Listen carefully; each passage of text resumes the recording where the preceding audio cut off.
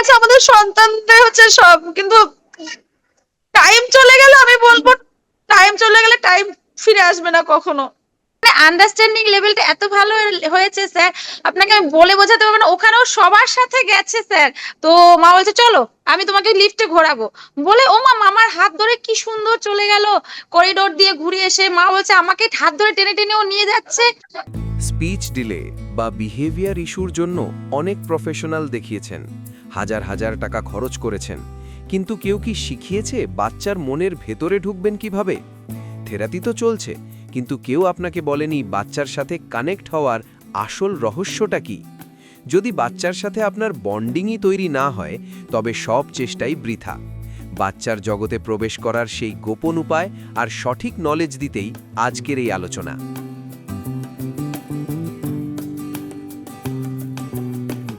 আমি অনন্যার কাছে যাব, তারপর সুক্তির কাছে যাব। হ্যাঁ স্যার। স্যার নমস্কার স্যার। নমস্কার। স্যার আমরা তো আজকে পৌঁছলাম কলকাতা, কলকাতা থেকে স্যার। এইবার কলকাতায় যাওয়ার পর আমাদের অনেক এক্সপিরিয়েন্স হয়েছে, অনেক মানে অনেক, যারা সবচেয়ে বড় বিষয় হচ্ছে লাস্ট আগস্ট মাসে আপনার কাছে দেখানোর পর আর এই এখন মে মাসে হলো এই মাসে যে ডিফারেন্সটা, মানে ফিজিক্যালি আমার যে রিলেটিভরা আছেন, তো যারা আমাকে দেখেছিলেন প্রথমত তারা আমাদের দেখে বলছেন আমার ছেলের মধ্যে হিউজ পরিবর্তন, প্লাস আমার মধ্যেও হিউজ পরিবর্তন এসছে। মানে এটা ওরা ফার্স্ট নোটিস করেছে। আর আমি বললাম আমার মধ্যে কি কি ছিল, তো বলছে তুমি তুমি তো মানে স্টেশনে আমাকে লাস্ট যখন আমি আসছিলাম 17ই আগস্ট, তো তুমি তো মানে তোমার ছেলের কথা ছেড়ে দাও, ও তো একটা অন্য জগতে ছিল। আর তোমাকে দেখে মনে হচ্ছিল তুমি নিজে মাথায় পাহাড় ভেঙে পড়েছে, তুমি নিজে বিশাল একটা ফার্স্ট্রেটেড হয়ে আছো, তোমাকে মানে সেই তুমি আর এই তুমির মধ্যে অনেক তফাৎ। তো এইটা দেখে বলছে তুমি নিজেকে চেঞ্জ করেছো বলেই বাচ্চার এতই হয়েছে, এইটা ওরা আমাকে বলেছে। আর নাম্বার 2 স্যার, আমার যে রিলেটিভরা, আমার মামা আছেন দুজন, তো মামি মামা, আমার মা নেই এখানে এই দেশে। তো ওরা বলছিল যে আমার ছেলেকে নিয়ে, বলে ওর তো কিছু হয়নি, তুই ফালতু টেনশন করছিস কেন, ও ঠিক হয়ে যাবে। ও তো ওকে ওকে বাচ্চা ওকে ছেড়ে দে না, ও দেখ ও মানে আমার মানে এটা আমার খারাপ মানে সবচেয়ে মানে সিকিউর জায়গা আমি ফিল করছি যে ওরা নিজেরা ফিল করছে আমার ছেলের কিছু প্রবলেম নেই। এই এই জায়গাটা আমার খুব মানে মানে মানে কি বলবো, মানে ইভেন স্যার ও কালকে ট্রেনে এত সুন্দরভাবে এসেছে, মানে মামারা বলছিল আমি আপারে সিট পেয়েছিলাম লোয়ারে পাইনি, তো বলছে একটু ছটফটে তো তুই একটু সাবধানে রাখিস। তো আমি বললাম স্যার স্যার স্যার এসেছে স্যার, স্যার হ্যাঁ একদম। স্যার এই হ্যালো। দেখুন আপনাকে দেখ, এই কারণ এবং ও কদিন আগে এসেছিল, আমি আপনাকে বলছি, ও যা হ্যাঁ মিনিংফুলি এই হতে পারে। তাকাচ্ছিল, ইনফরমেশন প্রসেস করছিল, আমি হ্যাঁ বলতে স্যার। পারবো না। ঠিক আছে? হ্যাঁ ও যখন তাকাচ্ছে, যে মিনিংফুলি পুরো প্রত্যেকটা জিনিস প্রসেস করছে দেখতে পাচ্ছি। হ্যাঁ জাস্ট স্যার। কদিন আগে ও এসেছিল। হ্যাঁ লাস্ট লাস্ট টুয়েসডেতে দেখা হয়েছিল স্যার, টুয়েসডেতে হ্যাঁ। তো 28 তারিখ। এই যে স্যার জায়গাটা।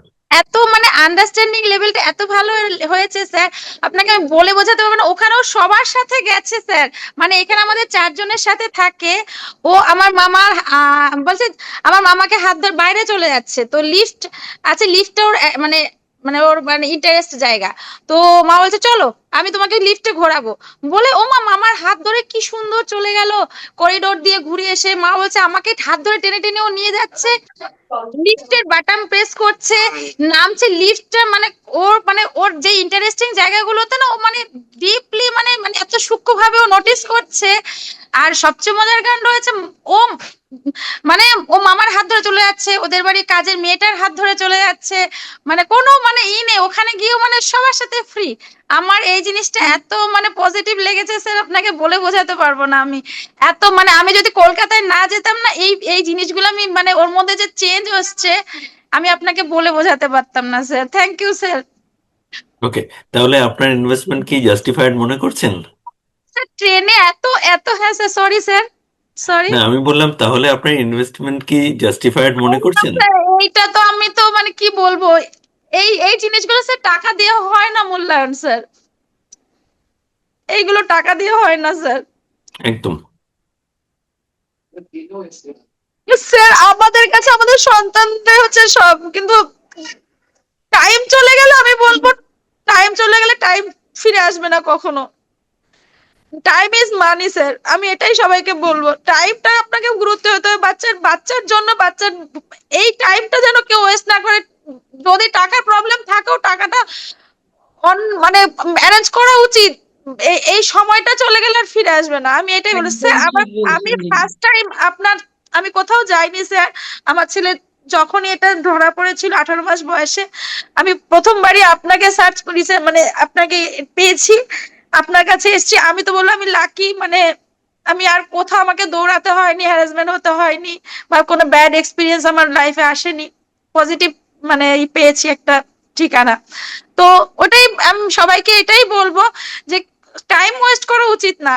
মানে সময় আমি তো স্যার আমি এটাই বলবো যে আমি নিজে কি বলবো, আমার রিলেটিভরা সবাই বলছেন যে যখন আমি জুলাইয়ের সেশনে জয়েন করি, আপনাকে আমি উইদিন দুটো ক্লাস মানে দুটো 15 না 1 উইক পরে আপনাকে আমি ফিজিক্যালি বাচ্চাকে দেখানোর জন্য নিয়ে যাই দিল্লি থেকে।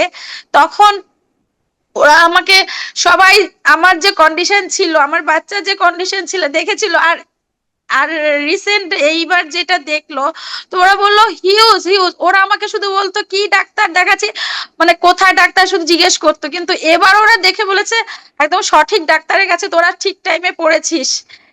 এইটা ওরা নিজের মুখে বলেছে। আর ইভেন এটাও বলেছে ওর কিছু হয়নি, যে ডাক্তার কিছু যেভাবে তোদের গাইড করছে সাইকোলজি ডাক্তার, শুধু ডাক্তারের গাইড হিসেবে চল, ও একদম ঠিক হয়ে যাবে। স্যার আরো মজার কাণ্ড হয়েছে, কালকে ট্রেনে ও এত আন্ডারস্ট্যান্ডিং লেভেল, মানে কি বলবো, এত ভালো হয়ে গেছে ওর, মানে মানে সবাই যখন খাবার দিচ্ছিল রাজধানীতে, তখন ওখানে ও খাবারের স্মেলটা ওর আগে গেছে, শুয়েছিল, উঠেছে, উঠে উকি মেরে দেখছে, ওর এত স্মেলের ইটা খুব ভালো। তখন উঠে বলছে খাও খাও। তো আমি বলছি হ্যাঁ আমরা খাবো, তো আমরা খাবো, ওদের খাবার হয়ে গেলে আমরা নিচে নেমে খাবো। তো ও চুপ করে বসেছিল স্যার। এই যে আন্ডারস্ট্যান্ডিংটা, ওয়েট করা, সেলফ রেগুলেশনটা, এটা ওর মধ্যে এসেছে। ইভেন আমার মেয়ের মধ্যেও অনেকটা এসেছে স্যার। মানে মানে কি বলবো আমার আপনাকে, আমার মেয়েও মানে প্যারালালি মানে ও রেগুলেট হচ্ছে এই একদম। জিনিসগুলো। তাহলে আশা আছে, এটুকু বুঝতে পারছেন? এবং আপনার বাচ্চার কোথায় সে দাঁড়িয়ে আছে যদি আপনি বুঝতে পারেন, না যে কোনো অ্যাসেসমেন্টের কথা বলছি না, ওকে সলিউশন দিতে গেলে যা যা বুঝতে হবে সেটার সাপেক্ষে বলছি। যদি সেটা বোঝা যায় সেখানে কিন্তু সলিউশন দেওয়া যাবে। সুতরাং আপনারা যদি একটা ফ্রি ডেভেলপমেন্টাল অডিট চান, আমাদের নাম্বার দেওয়া রইল, হোয়াটসঅ্যাপে যোগাযোগ করুন, জানান যে আপনি একটা ফ্রি ডেভেলপমেন্টাল অডিট চাইছেন, আমরা অবশ্যই আপনাকে সাহায্য করব। এবং যদি আপনি আমাদের সাথে কাজ করতে চান, যদি পুরোটা কীভাবে হচ্ছে বুঝতে চান, আমাদের সেখানেও যোগাযোগ করুন, আমরা অবশ্যই আপনাকে জানাবো। নিচে ডেসক্রিপশনে ডিটেলস দেওয়া রইল, আমাদের স্ক্রিনেও ডিটেলস দেখতে পাচ্ছেন। আমরা আছি আপনার সাথে। নমস্কার।